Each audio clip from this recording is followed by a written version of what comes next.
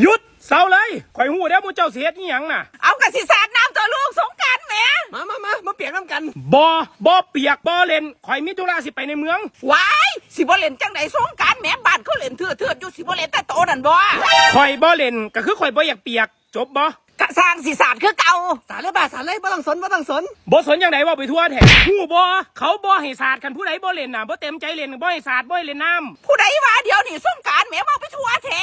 ข่อยได้ยินเรื่องกันป้ามันบอกอีหลีเด้แม่นอยู่บ่มีอยู่บ่สงกรานต์เขาบ่ให้เล่นน้ำก็สั่นสิมีสงกรานต์เฮ็ดหยังแสดงว่าไม่โอ้บ่ได้ฟังข่าวเลยแม่นบ่นี่รัฐบาลน่ะเขาประกาศออกมาว่าถ้าใครไม่เล่นไม่สาดน่ะห้ามสาดมันผิดข่อยนี่บ่ได้อยากเล่นข่อยบ่ให้สาดก็ห้ามสาดฮู้บ่อุ้ยจะมันยากเว้ยสงกรานต์ซุมื้อนี่บ่คือสมัยตะกี้เว้ยเนาะป้าสิเล่นน้ำกันยากเที่ยหน้าเที่ยไหนน่ะติดตามข่าวแน่เขาบ่ให้เล่นเขาบ่ให้สาดก็คืออย่าสาดเขาเข้าใจบ่แล้วสิเฮ็ดจังไดล่ะบานพวกแม่ก็อยากเล่นสงกรานต์กับโตนดิเดือนละทีปีละเที่ยนึงอยากเล่นน้ำก็สั่นก็เอาจังซี่บ่ต้องสาดน้ำใส่ข่อยเพราะว่าข่อยสิเปียกเพราะว่าข่อยสิไปธุระในเมืองมันเสียธุระบ่ได้เจ้าก็ปาแต่แป้งให้ข่อยก็พอแล้วปาแป้งได้อยู่ว่าสั่นบัดกระทันกับป้าแต่แป้งก็ได้ป้าเรียบร้อยไปเฮ็ดธุระได้ตั้มไปซะแม่ไปธุระแม่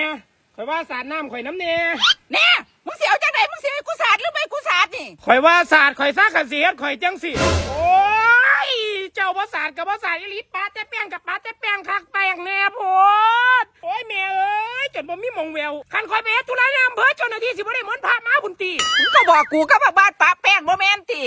กูกับป้าตั้งแต่แป้งนั่นแหละกูไม่ได้สาดน้ำได้ล่ะโอ้ยกันเจ้าเฮ็ดจังสิเจ้าก็สาดน้ำมะก็บ่บอกแต่แรกเนาะบ่ต้องไปเฮ็ดละล่ะธุระทุเลอะนะโอ้ยกูจังสิแล้วสาดน้ำแต่แรกก็แล้วซะบาดกูเห็นบักตำแล้วกูขึ้นอยาก KFC แถวบาดอยาก KFC มากอดกันนะแม่วะอย่าเห็นแม่มันสิเปลี่ยนลา